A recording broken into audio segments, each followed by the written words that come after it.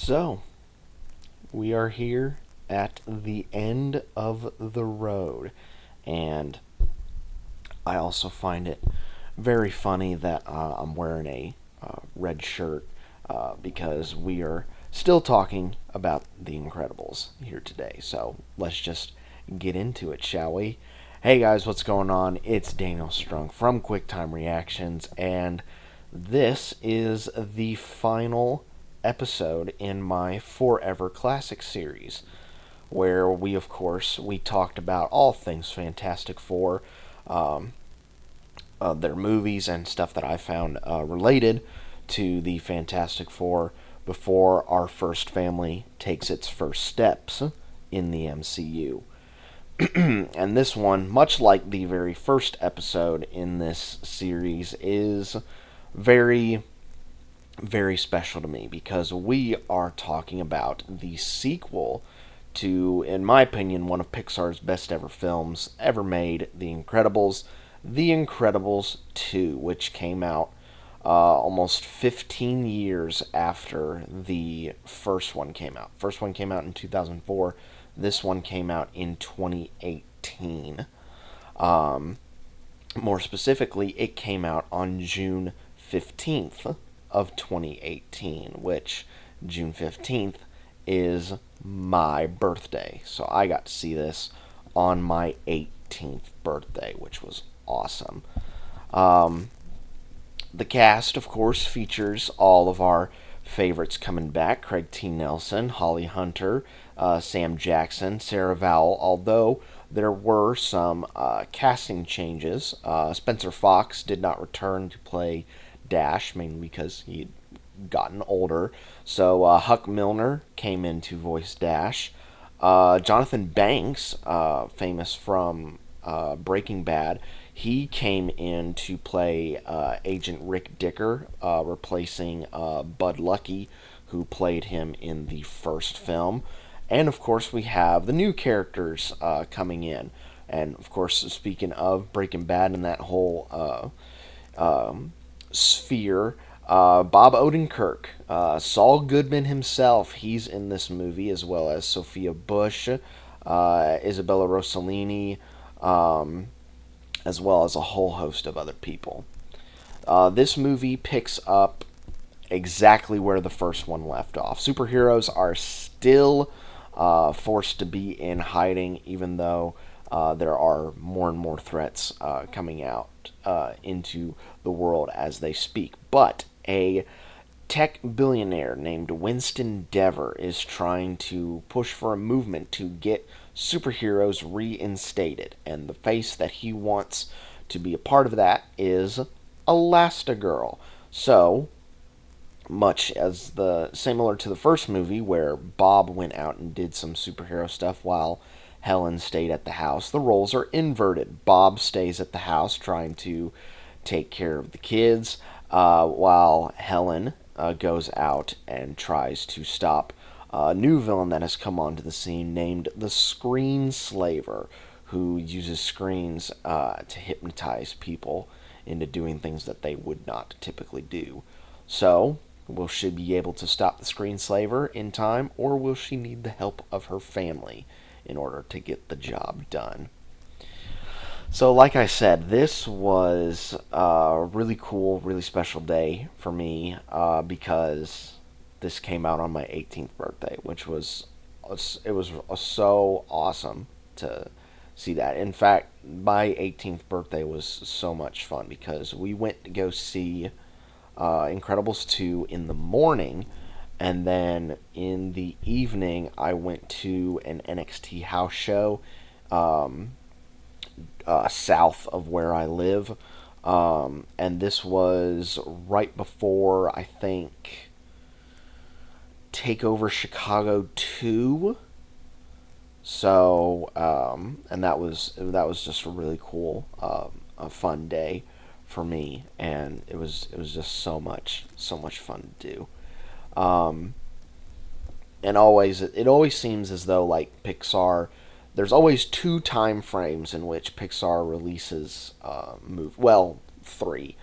It's either like spring, the summer, typically summer, and then sometime in November.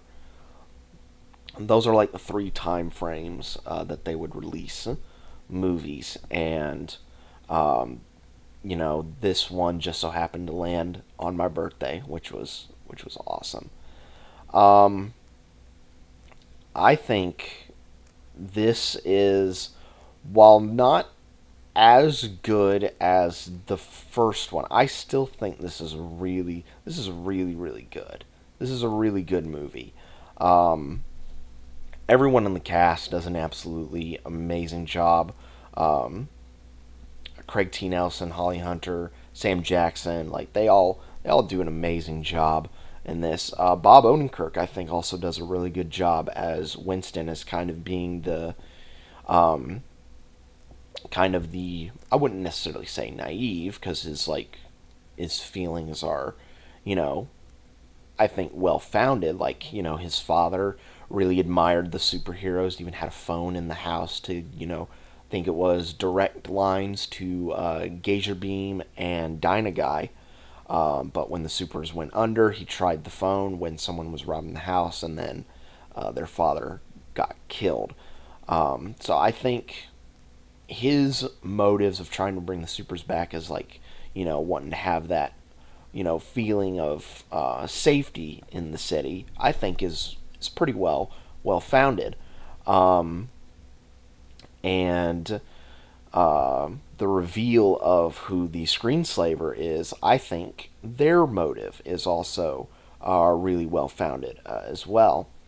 Um, I love the what I'm calling the B plot of the film, which is basically Bob trying to basically be the stay-at-home parent. Like, he's trying to help Dash out with his math homework, and he's like, there's a certain way that you do math. Why did they have to change math? Which is, I think, every parent can sympathize with that feeling. Um, he's trying to be a good father to Jack Jack, but this is where the family finds out that Jack Jack has superpowers, because I think in one of like the funniest, well, not the funniest scene, one of the funniest scenes in the movie is Jack Jack finding that raccoon with all of his powers. Like, that's absolutely amazing. Um, and him, Bob taking Jack Jack to Edna, once again voiced by writer and director Brad Bird.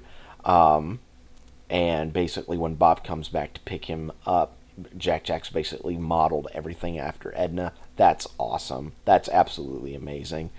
Um, but I think the one that got the most laughs out of me and my family, if I'm being honest, is Violet's story. So she obviously set up a date with Toady Reininger at the end of the first Incredibles movie. Well, at the start of the second movie, of course, the Underminer is there wreaking havoc on the city. But Tony sees Violet unmasked, and so Rick Dicker takes Tony in, very similar to what happened with Kari in the short Jack Jack attacks, where she is being questioned about the whole thing, babysitting Jack Jack and all that. And he has his memory wipes, and when Violet, or his memory wiped, there we go, proper phrasing. But when Violet finds out, she is not happy. She's not happy at all. Tries to put her super suit in the garbage disposal. Doesn't work. Um, and so she's just mad at her dad. Which I think leads to quite possibly the funniest scene in the movie, where Bob takes the kids to a restaurant and they get a table. The waiter's there, pouring in like the water into the cups. And as soon as Violet makes eye contact with the waiter, she immediately just spews out water through her nostrils, and this made me and the rest of my family laugh out loud in the theater when we first watched this. We could not control our laughter when we saw that, because that was just came out of complete, not out of complete left field, but that just came out of nowhere, and it was so funny, so hysterical, and it was absolutely, that was like the funniest thing out of the whole movie. Um, some spoilers ahead, so if you don't want to know who the identity of the screen stalker is, I would uh, either mute the video or just fast forward a little bit. But the screen stalker is revealed to be Winston's sister, Evelyn, who in this movie is played by. See, I don't think that's right. It says um, Bill Wise voiced Evelyn Dever, but I don't think that that is correct.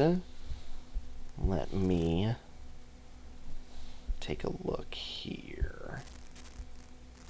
Oh, no, it is Bill Wise. I'll be. Alright. Bill Wise played Evelyn Dever, which anybody with working brain cells can kind of piece together. Evelyn Dever kind of sounds like evil endeavor. It's a bit of nice little wordplay to kind of foreshadow, who the villain is going to be. And I think her reasons for kind of doing what she's doing to kind of keep superheroes outlawed is also fair, because she also says, like, Dad had a gun in the house, like he could have used that instead of calling for the superheroes. Like, she thinks people need to act for themselves and not just rely on superheroes to get the job done, because sometimes they're not going to be there, which I think that's also really well founded and really well justified. So I think that's a really good motivation for our villain. And she uses these hypno masks, is what I'm calling them, to get the superheroes